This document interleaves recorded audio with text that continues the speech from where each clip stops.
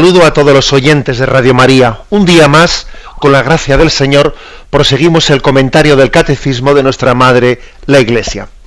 Entramos en un apartado que tiene como título Inspiración y verdad de la Sagrada Escritura.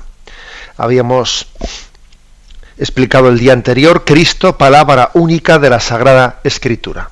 Como digo, el título de la catequesis actual, Inspiración y verdad de la Sagrada Escritura, a partir del punto 105. Dice así: Dios es el autor de la Sagrada Escritura. Las verdades reveladas por Dios, que se contienen y manifiestan en la Sagrada Escritura, se consignaron por inspiración del Espíritu Santo. La Santa Madre Iglesia, fiel a la base de los apóstoles, reconoce que todos los libros del Antiguo y del Nuevo Testamento, con todas sus partes, son sagrados y canónicos, en cuanto que, escritos por inspiración del Espíritu Santo, tienen a Dios como autor y como tales han sido confiados a la Iglesia. La primera afirmación, pues, es una afirmación solemne. Creemos en la Sagrada Escritura, en el sentido de que reconocemos a Dios como autor de la Sagrada Escritura.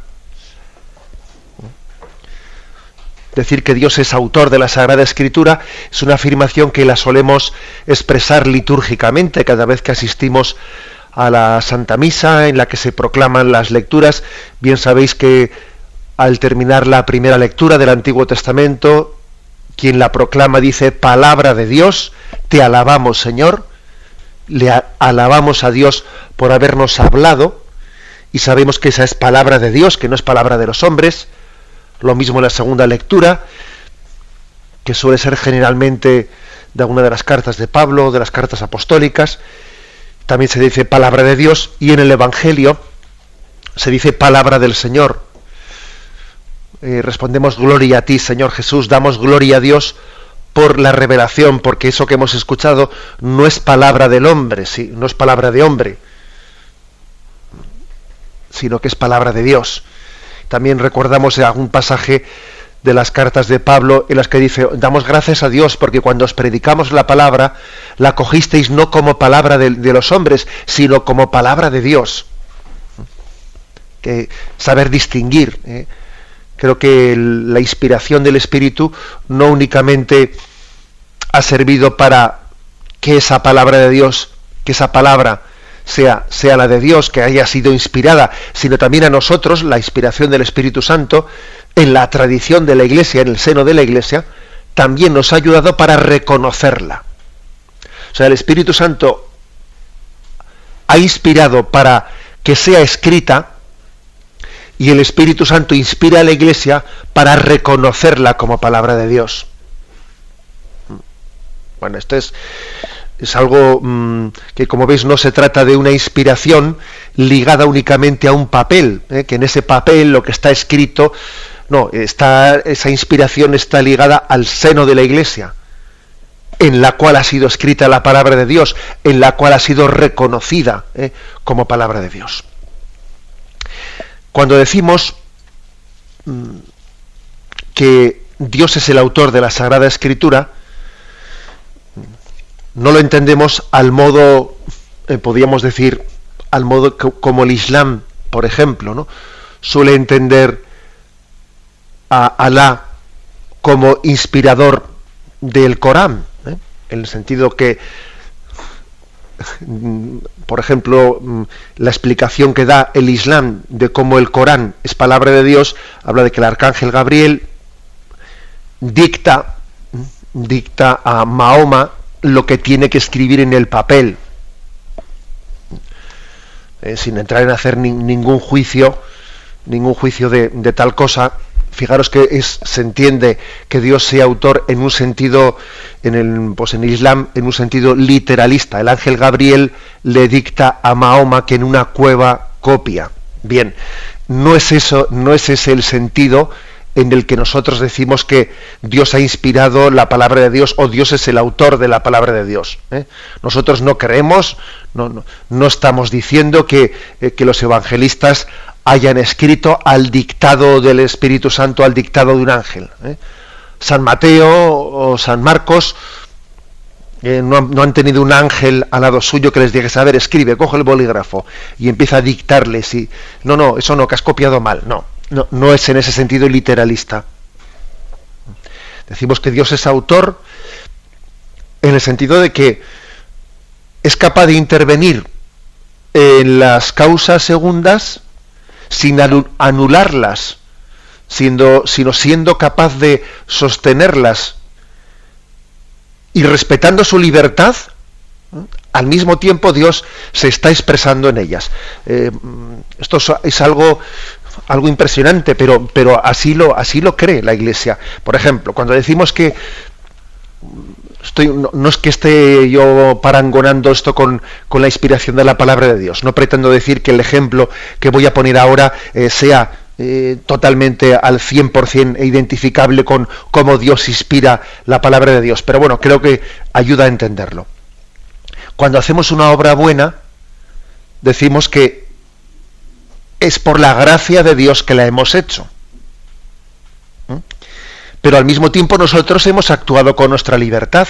O sea, el hecho de que Dios, por la gracia de Dios, hayamos hecho una cosa buena, no quiere decir que nosotros no hayamos participado en esa cosa buena que hemos hecho. Nosotros hemos sido, en cierto sentido, los autores directos. Pero claro, la gracia de Dios nos ha sostenido, nos ha inspirado, nos ha conducido, ha finalizado la obra. O sea, luego ha tenido lugar como una colaboración entre Dios y el hombre. Esa obra buena, ¿de quién es? ¿De Dios o de nosotros? De los dos. Sin la gracia de Dios no la hubiésemos hecho, y al mismo tiempo podemos decir que yo la he hecho. O sea, porque es que Dios me ha dado una libertad, una voluntad, he podido colaborar con la gracia de Dios que ha movido mi libertad. Bueno, este ejemplo sirve, aunque es verdad que la forma que en el momento de la inspiración para escribir la escritura hay algo más que esto, porque digamos que hay una elevación del entendimiento y de la voluntad especial para inspirar la palabra de Dios, para inspirar a quien está escribiendo la palabra de Dios, pero creo que el ejemplo sirve para que no entendamos la inspiración de la Biblia como si alguien hiciese como de instrumento de Dios en el sentido, digamos, no libre, no, o sea, instrumental, pero como si no hubiese él colaborado con su libertad en ello. Por ejemplo, cuando se pone el ejemplo de una pluma, pues claro, la pluma no es un ejemplo bueno, porque la pluma no tiene libertad. O sea, Dios escribe la Biblia sirviéndose de San Lucas o de San Mateo como de una pluma. Cogió la pluma y con la pluma escribió el libro, ¿no? Y esa pluma se llamaba pues San Juan, esa pluma se llamaba San Pablo. Bueno, pues ese ejemplo se podrá poner en alguna ocasión, pero no es un ejemplo muy bueno, porque es que la pluma pues es un ser inerte que no tiene libertad, y San Pablo, San Lucas tienen su estilo, y entonces digamos que el estilo de los autores no queda anulado por el hecho de que estén siendo instrumentos de Dios inspirados por el Espíritu Santo para escribir la palabra de Dios. O sea, los autores de la Sagrada Escritura han sido inspirados para escribir la palabra de Dios, pero eso no quiere decir que se haya anulado su libertad, que tengan su estilo propio. La inspiración consiste en que Dios garantiza que va a existir una palabra de vida y una palabra de verdad que preserva del error, pero ese autor tiene su estilo propio. Por ejemplo, si uno analiza el estilo de San Lucas comparando con el estilo de San Marcos y San Mateo, hay un estilo bien diferente, porque San Lucas, lo sabemos, era médico, y como médico que era, pues tenía una cultura muy superior, y uno ve el griego, porque los evangelios están escritos en griego. ve el griego de San Lucas y era un griego mucho más culto que pues el griego de Marcos, etcétera, pues porque era médico. Es decir, que cada uno tiene sus cualidades, tiene sus virtudes, su estilo. Los dos están inspirados por el Espíritu Santo, pero no es una inspiración en el sentido mecánico, tal y como yo antes he puesto, o de un escribir al dictado literalmente. No es eso es lo que estamos afirmando cuando decimos palabra de Dios, te alabamos, Señor.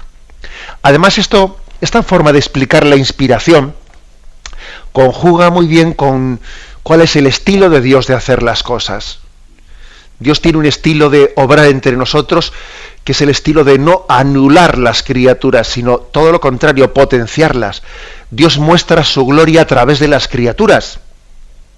Bueno, pues así también podemos decir que Dios está inspirando la Sagrada Escritura sin anular a los autores, sino sirviéndose de ellos. Bueno, aquí, para explicar un poco más en detalle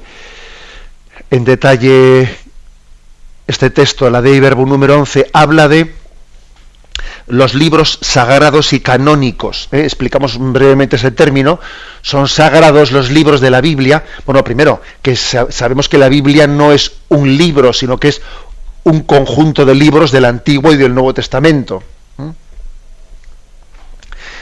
El canon bíblico son 73 libros, si no me equivoco, reconocidos como palabra de Dios por parte de la Iglesia, y se habla del canon.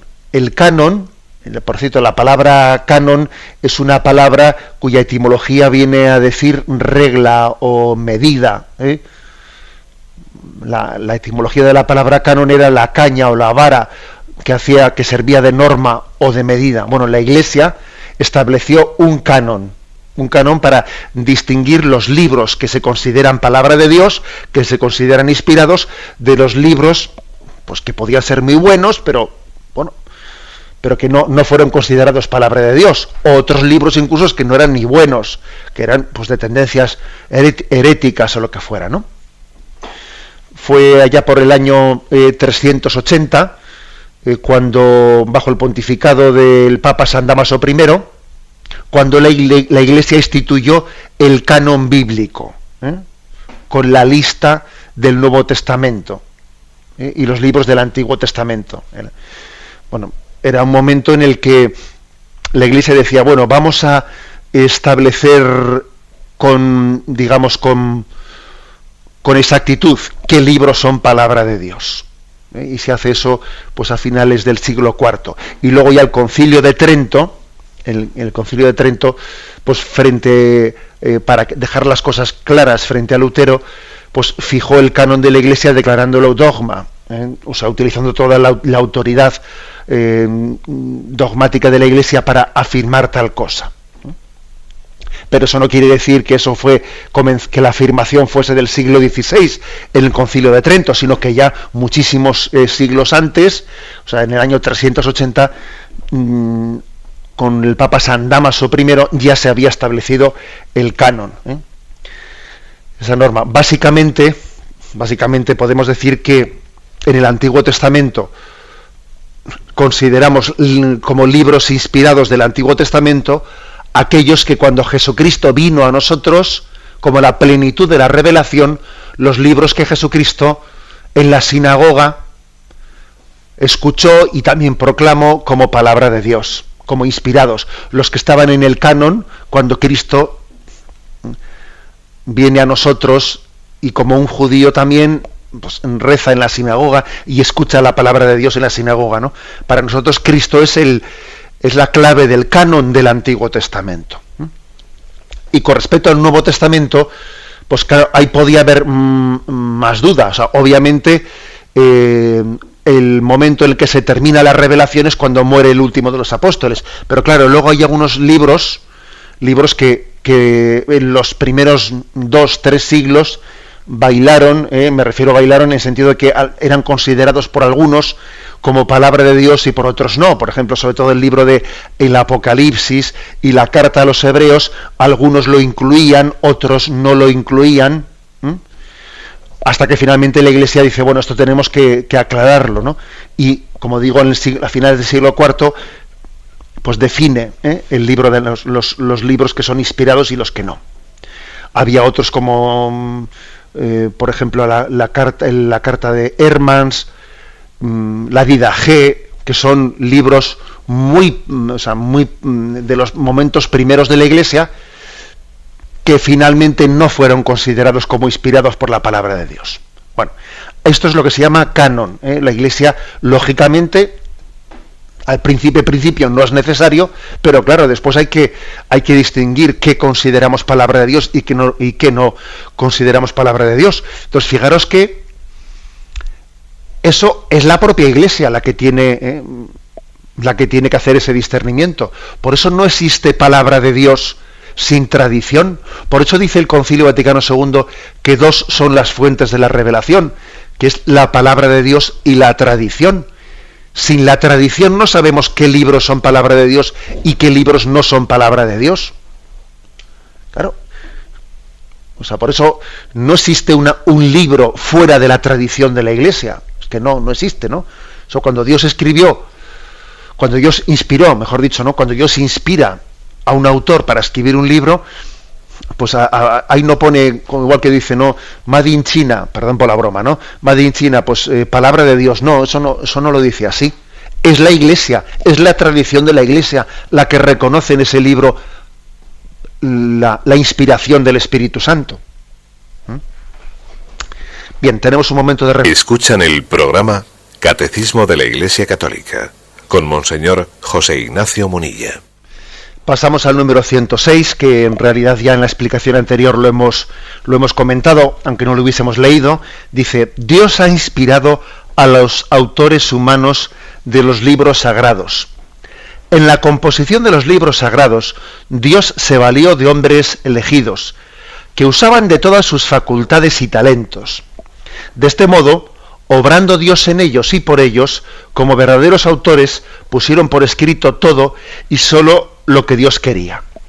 Entonces, primera afirmación, no nos imaginemos un autor que está escribiendo la palabra de Dios en el sentido de que entra en trance, ¿no? Que a veces nos imaginamos eso, pues un autor que está siendo, por ejemplo, el profeta Isaías.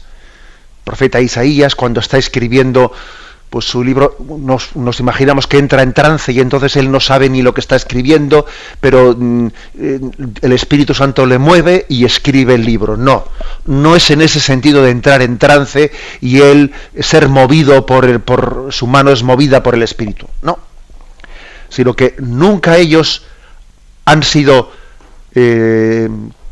tan conscientes de lo que estaban escribiendo como cuando Dios les ha inspirado.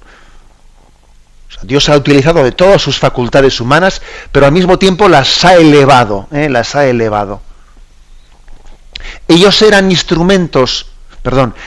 conscientes de que estaban siendo inspirados por Dios cuando escribían. La pregunta, pues tiene su cosa, ¿no? Es decir, los autores sagrados, cuando escribían la palabra de Dios, eran conscientes de que lo que estaban escribiendo era por inspiración del Espíritu Santo. Pues muchas veces sí, y otras veces igual no eran conscientes. En ocasiones se ve con claridad que sí que lo eran, porque, por ejemplo, dicen oráculo de Yahvé, o sea, palabra de Dios, ellos mismos lo están diciendo. A veces ellos mismos remarcan la palabra oráculo de Yahvé, y esto lo dice Dios, ¿no?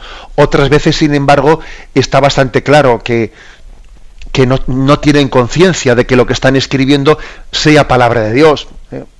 Hay algún caso, por ejemplo, en el que San Pablo dice en una de sus cartas: acuérdate de traerme el abrigo que me olvidé en casa de no sé quién.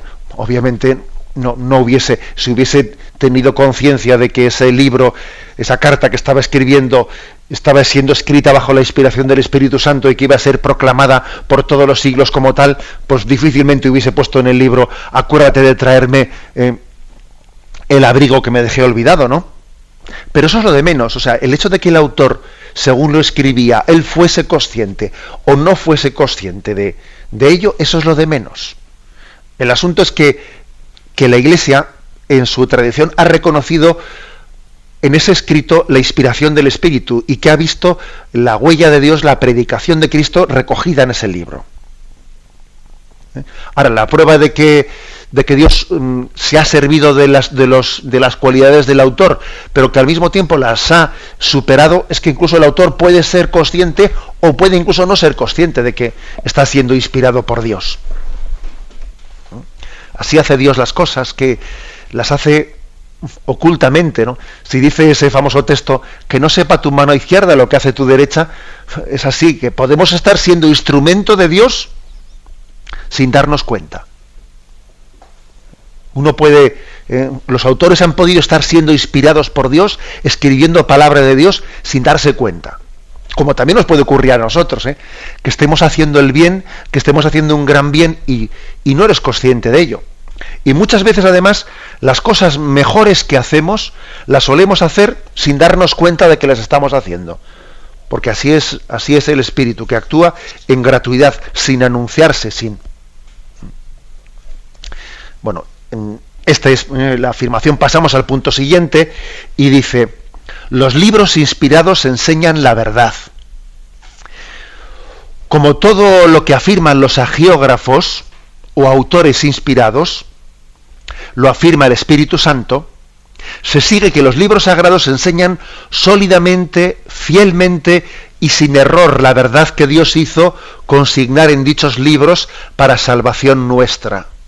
O sea, que una garantía que tenemos es que los libros inspirados por el Espíritu Santo, los que forman el canon de la Iglesia, la palabra de Dios revelada, afirman la verdad, enseñan la verdad. Afirma la verdad. Eso no quiere decir que no tengamos que descubrir en ellos géneros literarios, formas de hablar. No podemos interpretar de una manera literal las cosas, sino uno tiene que entender cuál es el contexto en el que se explica, o sea, se narra una cosa y lo que él quiere afirmar con ella. También por eso la Iglesia va discerniendo también las enseñanzas de la palabra de Dios. Pero fijaros bien, ¿no? Tenemos plena, o sea, porque aquí hay personas que también suelen decir, pues como esos son géneros literarios, como lo del Génesis de la creación del hombre del barro y todo eso, ¿no? Son géneros literarios, entonces son mentiras. No, de mentiras nada. Son verdades eternas. Cielo y tierra pasarán, pero mis palabras no pasarán. Son verdades eternas. O sea que es una garantía tremenda el saber que las teorías humanas pasan, hay filosofías de moda que luego pasan de moda, pero sin embargo la palabra de Dios es la misma ayer, hoy y siempre. Dice, no os dejéis engañar por doctrinas extrañas. La palabra de Dios es la que permanece, la que es eterna y es capaz de hablar a un hombre del siglo I y es capaz de hablarte hoy a ti y aquí y ahora, ¿no? O sea, es decir, esa es la fuerza y la potencialidad de la palabra de Dios. Por lo tanto, tenemos una garantía de que no puede haber error en la palabra de Dios porque está inspirada. No puede haber error. Bueno, cuando decimos que enseñan la verdad, la palabra verdad, obviamente, está unida al amor, porque bien sabemos que la verdad sin amor pues puede ser hiriente, incluso ofensiva. Aquí, cuando decimos la palabra de Dios es la verdad, hombre, es una verdad llena de amor hacia el hombre. No disociamos verdad de amor, ni amor de verdad. Pero está claro que tenemos que ser muy como humildes ante la verdad. Humildes ante la verdad, sabiendo que nosotros no la fabricamos a nuestra medida, sino que Dios nos la da. Y es mejor morir por la verdad que sacrificar la verdad. Ya sé que esto que estoy diciendo no es muy políticamente correcto, ¿no? Pero es así. Es decir, ¿por qué tiene tanta importancia de que en la Biblia descubramos la verdad? Pues porque el hombre ha sido creado para la verdad y no para su subjetivismo, para hacer las cosas a mi medida. Es mejor morir por la verdad que sacrificar la verdad. Entonces Es muy importante que digamos, yo estoy hecho para la verdad y Dios me ha dado un instrumento para conocerla, que es la Sagrada Escritura.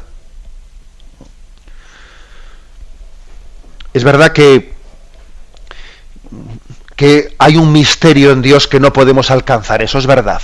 O sea, que Dios, no pensemos que como la palabra de Dios en ella Dios se revela, no pensemos que pues si yo tengo la Biblia, Dios ya deja de ser un misterio para mí, porque yo en la Biblia me lo sé todo, ¿no? Hombre, no es en ese sentido, ¿no? Un misterio no es una verdad de la que no podamos saber nada, sino que es una verdad de la que no podemos saber todo. El misterio de Dios, de él no lo podemos saber todo, pero se nos revela muchas cosas en la Sagrada Escritura. Y por el hecho de que no podemos por el hecho de que no podamos saberlo todo de Dios, por el hecho de que siga siendo un misterio, eso no quiere decir que no podamos saber nada, que es que Dios nos ha dicho muchas cosas, que son importantes, que no son curiosidades, que son importantes para nuestra salvación. O sea, que tenemos que tener amor a la verdad y deseo de descubrirla. Yo no digo curiosidades, no, que es que estamos creados para la verdad. Y nuestra vida eterna será conocer la verdad en la visión beatífica, que es el cielo. Pues lógicamente aquí, un signo de que vamos camino de la salvación, camino hacia la visión beatífica, la vida eterna, es que tengamos deseo de conocer las Escrituras, de comenzar el conocimiento de Dios, ¿no? Bueno, esto, como veis, pues es un aspecto importante, el amor a la verdad. Si no se tiene amor a la verdad, difícilmente se va a tener amor a las Escrituras. Y además, hay veces que se nos dicen cosas que no son agradables. O sea, que la verdad tenemos que aceptarla por verdadera, no por agradable. O sea, a veces la verdad también nos tira de la oreja y nos hace nuestras reprimendas, ¿no? Pero amigo es el que te dice la verdad y enemigo es el que te adula. O sea, que el hecho de que Dios nos diga la verdad, pues tenemos que estar infinitamente agradecidos porque por amor nos revela la verdad. Los enemigos te adulan y quien te ama te dice la verdad. Por eso decimos, es palabra de verdad, es palabra de Dios. Y tenemos que, por lo tanto, amar la verdad para amar la palabra de Dios. Decía Santo Tomás de Aquino que toda la verdad, diga quien la diga, viene del Espíritu Santo. O sea, igual que hay la verdad que está en la Sagrada Escritura, también está la verdad que está en la naturaleza.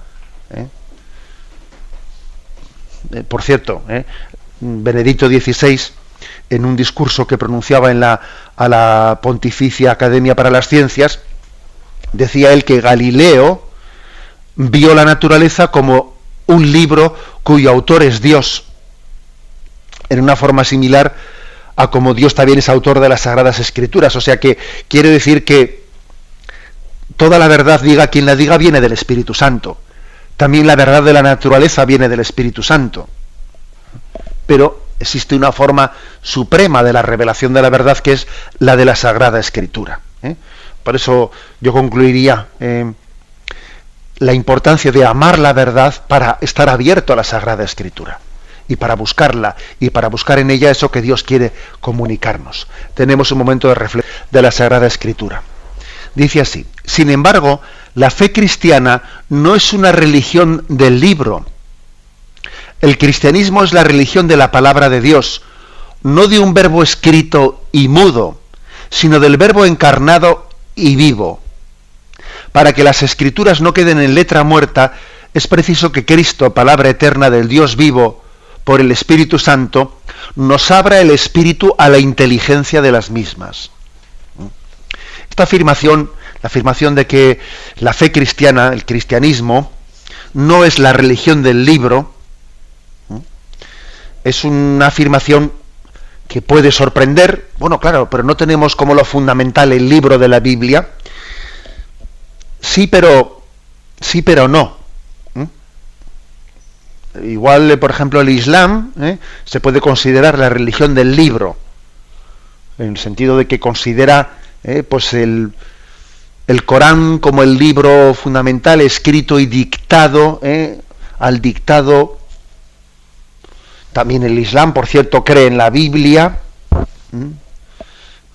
Pasa que no es el libro supremo de la revelación, el libro supremo es el Corán. Podríamos decir quizás que el Islam es la religión del libro. Pero fijaros, el cristianismo no es la religión del libro, no somos el pueblo del libro, somos el pueblo del acontecimiento más que del libro. Porque fijaros que antes de haber sido puesto por escrito, lo que la Sagrada Escritura, lo que la Biblia narra, es un acontecimiento que ha sido puesto por escrito, narrado por escrito, o también transmitido por la tradición de la Iglesia, que es que hay dos fuentes de revelación, insisto, que es la palabra escrita y la tradición de la Iglesia. Luego, no somos el pueblo del libro. Es verdad que tenemos ese libro tan importante que es la palabra de Dios, pero la presencia de nosotros, de Dios entre nosotros, supera la presencia del libro. Sino que vive en la comunidad, el Espíritu de Dios vive en la comunidad. No somos nada al margen del libro de la Biblia, pero la Biblia no es nada al margen de la comunidad en la que el Espíritu Santo vive. Es así. No somos nada sin la palabra de Dios, pero la palabra de Dios tampoco es nada sin la tradición de la Iglesia, que la reconoce, que la predica, que la transmite, que la autentifica. Porque incluso la tradición es la que nos dice que esto es palabra de Dios y no esto otro. Somos pues no el pueblo del libro, somos el pueblo del acontecimiento. Y esto tiene mucha importancia decirlo hoy, porque existe un riesgo yo creo que bastante difundido, el riesgo de decir, bueno, aquí lo importante no es si Jesucristo hizo este milagro o no lo hizo. Lo importante no es que estos acontecimientos que cuenta el Evangelio sean históricos, que Cristo resucitase, ¿qué más dará que el sepulcro se quedase vacío o no se quedase vacío? O que la pasión de Cristo sea como se cuenta o no sea como se cuenta. Lo importante no son esos hechos históricos, lo importante es los valores que transmite pues los Evangelios. Lo importante es que transmite unos valores de solidaridad y tal. Oiga, mire usted está reduciendo la palabra de Dios al valor ético o moral que pueda transmitir, pero lo importante de la palabra de Dios es el acontecimiento verdadero que tiene lugar. Lo principal de la palabra de Dios es que es verdad. Y como es verdad, es buena. Y como es verdad, nos transmite valores. Pero como empecemos a hablar de valores, olvidando que la Sagrada Escritura nos habla de acontecimientos, de que el Verbo se hizo carne y habitó entre nosotros. Cuando uno va a Nazaret y allí en la casa de la Virgen ve escrito Hic verbum caro factum est, aquí el Verbo de Dios se hizo hombre, y añade Hic, añade aquí, es decir, es un acontecimiento, tuvo lugar en esas coordenadas históricas, en ese tiempo y lugar en el que el Verbo se hizo carne y vino a nosotros. Dios entra en la historia. Luego, la Biblia no es únicamente pues una narración de valores hermosos, éticos, morales, sino la afirmación de acontecimientos. Y vivió entre nosotros y habitó entre nosotros, puso su tienda entre nosotros, ¿no? Bueno, frente a la tendencia, pues, no de difuminar lo histórico, muy, muy propia de la nueva era, y a veces también, ¿no?, de explicaciones secularizadas del cristianismo, afirmemos, ¿no?, que somos el pueblo del acontecimiento. Y la verdad no se inventa, sino que acontece. Y nuestra tarea es descubrirla y proclamarla. Esto es importante. Es importante, por eso decimos que esto no es la religión del libro, ¿no? O que a veces, por ejemplo, se quiere explicar, ¿no? O expurgar la palabra de Dios como diciendo, vamos a ver, es que este pasaje es un pasaje de un género literario y ponemos en cuestión su historicidad. Vamos a ver, si es palabra de Dios, es palabra de Dios, ¿no? Y la afirmación que me hace es palabra de vida, más allá de las distinciones que me quiere hacer el exégeta. Así de claro, es decir, no que es que mire ustedes que en el pasaje de Lucas dice esto y en el otro dice lo otro, con lo cual yo entiendo que este texto no tiene el mismo grado de historicidad que, mire usted, es palabra de Dios y como palabra de Dios inspirada no tiene margen de error en la afirmación que nos hace, ¿eh? O sea que incluso podemos garantizar la veracidad de lo que nos quiere transmitir ese texto, más allá de los estudios histórico-críticos de historicidad o no historicidad.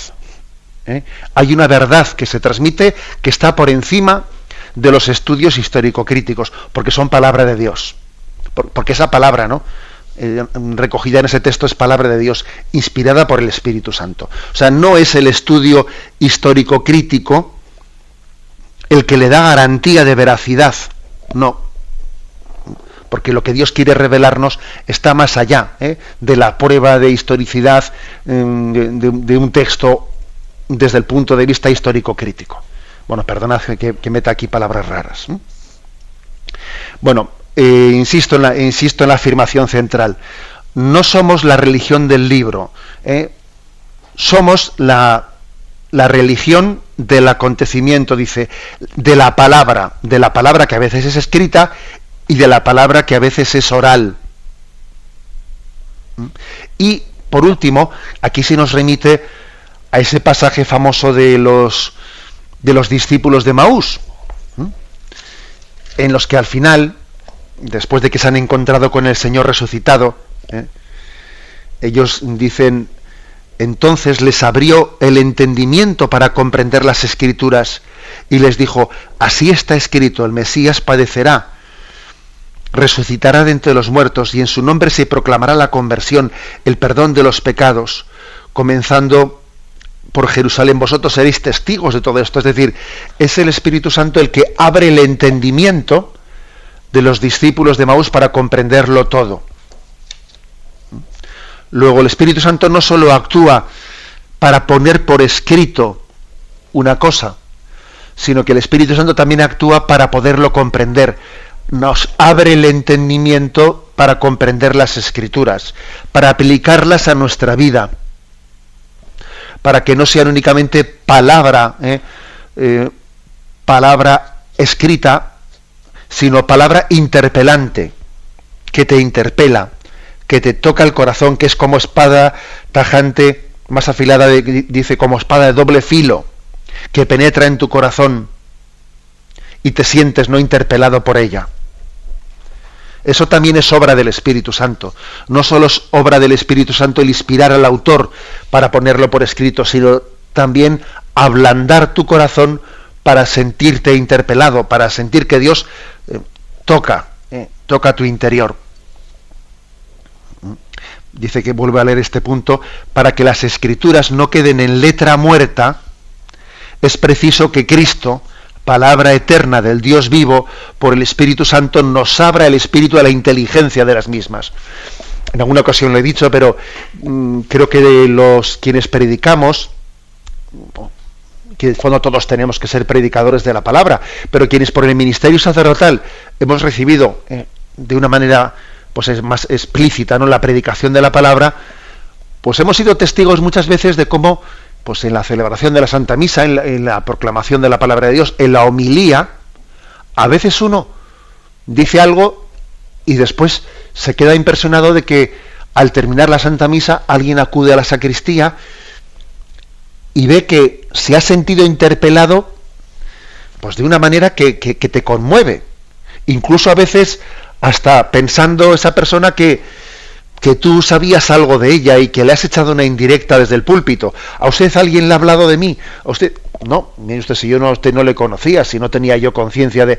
Pero te das cuenta que esa persona ha escuchado la palabra de Dios que el Espíritu Santo le ha abierto el corazón y la ha recibido como si desde toda la eternidad Dios hubiese escrito eso para él. Eso te impresiona ver, ¿no? Porque el Espíritu Santo ha trabajado ese corazón, lo ha preparado para esa predicación, ¿no? Incluso puede ocurrir que una misma palabra de Dios se dirija a dos personas y cada una de ellas la capte bajo una perspectiva distinta, complementaria, por supuesto, ¿no? Y les toque y les derribe de su caballo, ¿no? De su particular caballo, cuando iban camino de Damasco y se encuentren con él y se encuentran con el Señor. Bien, por eso también decimos que el Espíritu Santo no solo actuó para ponerlo por escrito, sino a nosotros para acogerlo, al mismo tiempo que la Iglesia para predicarlo. El predicador dice: ven Espíritu Santo, ven a mí para que yo sea instrumento tuyo a la hora de predicar esta palabra, que tu Espíritu me mueva a mí para predicarla como movió el autor para escribirla. Y el que escucha la palabra dice: ven Espíritu Santo, ayúdame a escuchar esta palabra, para acogerla con la misma humildad que María acogió la palabra de Dios en su seno. Bien, lo dejamos aquí y damos paso a la intervención de los oyentes. Podéis llamar para formular vuestras preguntas al teléfono 917-107-700. 917-107-700. Sí, buenos días, ¿con quién hablamos? Hola, muy buenos días, monseñor. Mire, soy María Yolanda. Adelante. Y quisiera hacerle una pregunta porque para mí su opinión la considero muy importante. Este fin de semana, en el compendio del Catecismo, se habló sobre el tema del matrimonio. Entonces, yo le quisiera englobar una pregunta, le quisiera contar una vivencia particular, pero que contiene dos preguntas. Bien, mire usted, yo me casé muy joven y bueno, me casé por la Iglesia. A los 3 años fui abandonada por otra, mi esposo me abandonó por otra mujer. Y ha habido un abandono moral de nuestra hija, que nació fruto de ese matrimonio. Bien, yo estuve 10 años sola, separada, y yo conocí a una persona, me volví a casar por el juzgado, lógicamente, y esta persona, que hoy ya llevo 9 años casada con él, ha hecho de padre moral con mi hija la mayor, ¿correcto? A todos los niveles, porque el padre biológico se ha desentendido de su hija. Uh-huh. Bien, entonces yo me metí en el camino neocatecumenal. Entonces a mí me dijeron que yo estaba en cubiniscencia ante la Iglesia. Pero yo, mi sentimiento, esto me demandó lógicamente, pero mi sentimiento, yo nunca me he sentido en pecado por este segundo matrimonio, porque pienso, que es lo que usted quiero que me aclare, que para mi hija la mayor ha sido bueno, que de hecho tengo otra hija pequeña con este esposo. Bien, y lo que no ha hecho el padre biológico, lo ha hecho mi marido actual con mi hija. Y si es bueno para mí y para mi familia, ¿cómo ante los ojos de Dios no va a ser bueno? Es más, ese sentimiento que yo he considerado que mi matrimonio era nulo, se ha ratificado en septiembre del año pasado, que me dieron la nulidad matrimonial. Pero claro, yo quisiera saber, primera, mi hija, la mayor, ¿ante qué situación se encuentra que nació fuera del matrimonio, porque me han anulado este matrimonio? Y segunda, ante la Iglesia yo he estado en pecado, aunque yo me asesoré con sacerdotes y me dijeron que comulgara tranquilamente, porque lo que importaba como yo me sentía ante la Iglesia, ante este matrimonio.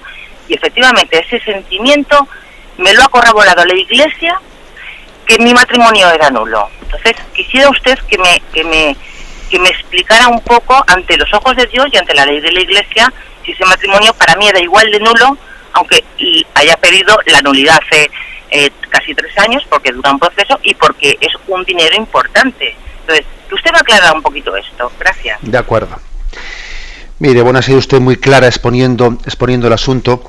Vamos a ver, yo le diría, creo que usted debía, bueno, creo que es algo más que una creencia personal de José Ignacio. No me atrevería yo de hablar así a título únicamente de opinión personal, ¿no? Sino quiero también hablarlo, pues hombre, con la autoridad de la Iglesia y viendo cuál es la doctrina de la Iglesia y su predicación. Pienso que debía, en ese tiempo en el que usted ha esperado hasta llegar esa nulidad, ese tiempo, esos procesos de nulidad que a veces se alargan más de lo que uno quisiera, pienso que usted debía de haber esperado ese tiempo, consciente de la contradicción en la que usted estaba, porque hay evidentemente una contradicción con la palabra de Dios que nos dice que el que abandona a su esposo o a su esposa y se casa con otra, claro, usted me dirá, pero yo no le soy el que le ha abandonado, he sido abandonado por sí, pero el hecho de que yo haya padecido un pecado, o sea, el hecho de que yo, ahora es verdad que en este caso parece que subjetivamente hablando uno es víctima más que agresor de la ruptura matrimonial, es verdad, pero al mismo tiempo el hecho de que yo la haya padecido no me da derecho a pagar con la misma moneda que haya hecho mi ex marido, ¿no? O sea, pienso que usted tenía que haber sido consciente de la contradicción en la que ha vivido y debía de haber seguido a Jesucristo escuchando su palabra, etcétera, sin haberse acercado a recibir la comunión, porque ese no acercarse a recibir la comunión es una conciencia de que existe una contradicción que está pendiente de ser resuelta. Claro, usted me dice, bien, pero ahora cuando la Iglesia me ha dado la nulidad matrimonial, no sé, yo me he sentido corroborado, he visto que la Iglesia ha corroborado lo que yo sentía. Bien, pero mire, nosotros no tenemos que poner por delante nuestra subjetividad, lo que yo sentía, porque también podía haber ocurrido lo contrario, podía haber ocurrido que igual no me hubiesen dado esa nulidad. Es decir, nosotros tenemos que no anteponer nuestro sentimiento, sino tenemos que anteponer nuestra confianza en el juicio de la Iglesia. Porque también podría haber ocurrido que el juicio de la Iglesia no hubiese corroborado mi sentimiento. Bueno, es verdad que ahora ya ha llegado esa nulidad y usted tendrá, si no la ha hecho ya, la posibilidad de, igual ya se habrá casado por la Iglesia, etcétera, etcétera. Bien, y por lo tanto esta cuestión, alguno podría parecer que ya es asunto pasado, pero no, yo sí que le aconsejo a usted que haga una lectura humilde de todo lo ocurrido.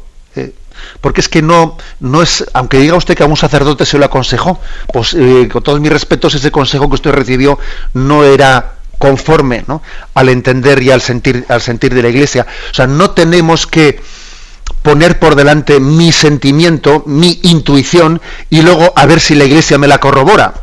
No, sino que yo humildemente reconozco que hay una contradicción, sigo siguiendo al Señor, el no comulgar es un signo de humildad, y confío y espero en el juicio de la Iglesia, como finalmente ha llegado y usted pues también ha recibido en ese momento. Yo mi consejo es que también haga usted una lectura de humildad, no anteponer la subjetividad, no anteponer mi sentimiento, porque muchas veces vemos que nuestro sentimiento es, seguro que su marido primero, que ya no lo es porque quedó anulado el matrimonio, lo mismo también hace una explicación de subjetividad en la que él se siente confirmado. Bien, con respecto a la situación de su hija que usted ha preguntado, bueno, pues la situación de su hija no tiene ningún problema. El hecho de que aquel matrimonio no existiese porque fue nulo, pues mire usted, la Iglesia, su hija por parte de la Iglesia ha recibido todas las bendiciones sacramentales y el hecho de que fuese concebida sin que hubiese un matrimonio verdadero, pues no quita lo mismo que también su segunda hija, que ha sido concebida en un matrimonio que no era canónico, que no estaba bendecido por Dios. O sea, los hijos no tienen la culpa de lo que los padres hacemos. Bueno, le damos gracias a Dios porque usted haya llegado también al final de un proceso duro en su vida y que al final de él haya buscado la luz. Y pedimos que sea usted pues muy humilde y agradecida a Dios. Damos paso a un siguiente oyente. Buenos días. Sí, buenos días, don José Ignacio. Sí, Miguel desde San Sebastián. Adelante, Miguel. Avanzando precisamente en el matrimonio, y enlazando con la interpretación de la palabra de Dios que se hablaba hoy, en el capítulo de hace 2 domingos, en el punto 1620, que sería como las dos realidades del sacramento del matrimonio y la de la virginidad por el reino de Dios, viniendo las dos del Señor mismo, son inseparables y se iluminan y apoyan mutuamente. La Iglesia siempre, de hecho, ha considerado al matrimonio como una vocación santa y pura y querida por Dios. Por ello, para los que nos hemos escogido la vocación matrimonial, se nos hace a veces a duras penas comprensible el Evangelio de Lucas, en capítulo 14, que también se editó en ese programa, que en el versículo 26 algunos exégetas aseguran que la traducción correcta de este versículo sería: quien no odie a su padre, a su madre, a su mujer y a sus hijos, a sus hermanos y hermanas, no puede ser discípulo mío. Es decir, no se hablaría de posponer o renunciar, abandonar o dejar, se diría de odiar, se hablaría de odiar. Hombre, está claro que para un cristiano en un conflicto de intereses debe primar el interés absoluto de la voluntad de Dios, pero no tiene sentido odiar cuando el amor a la familia, el prójimo más próximo, viene a ser la misma expresión del amor de Dios. Entonces, pues claro, me produce confusión esa traducción, no sé qué piensa de ella, y en todo caso se habría tenido que dar en algún contexto especial para llegar a ese radical pronunciamiento. ¿Qué me puede decir? Vamos a ver, la palabra de Dios tiene también sus géneros de expresión, y es obvio que cuando dice: el que no odia a su padre, a su mujer, a sus hijos, por mí no es digno de mí, obviamente esa palabra no puede ser contradictoria con la palabra de Jesús que dice que tenemos que amar, y que el que odia a su hermano, lo dice explícitamente, no puede entrar en el reino de los cielos. Luego, es obvio que si en un texto dice el que odie no puede entrar en el reino de los cielos, y aquí dice el que no odie, o sea, utiliza la palabra odio en sentido positivo, obviamente hay que conjugar los dos. Es verdad que literalmente utiliza la palabra odio, pero es obvio que utiliza la palabra odio queriendo significar en ella precisamente el estar dispuesto a renunciar, estar dispuesto a anteponer a Dios encima de todo. También cuando dice la palabra de Dios: y si tu ojo te hace caer, sácatelo, que más vale ir al río de los cielos tuerto, y si tu mano te hace caer, córtatela. Pues obviamente todo ese tipo de textos, la Iglesia nunca los ha interpretado como una invitación a la amputación de la mano, a la amputación del torso. O sea, siempre se han entendido en un contexto. Luego, bueno, creo que es bastante obvio. Los textos de la palabra de Dios se iluminan mucho cuando se comparan unos con otros. Tenemos el tiempo cumplido. Me despido con la bendición de Dios Todopoderoso, Padre, Hijo y Espíritu Santo. Alabado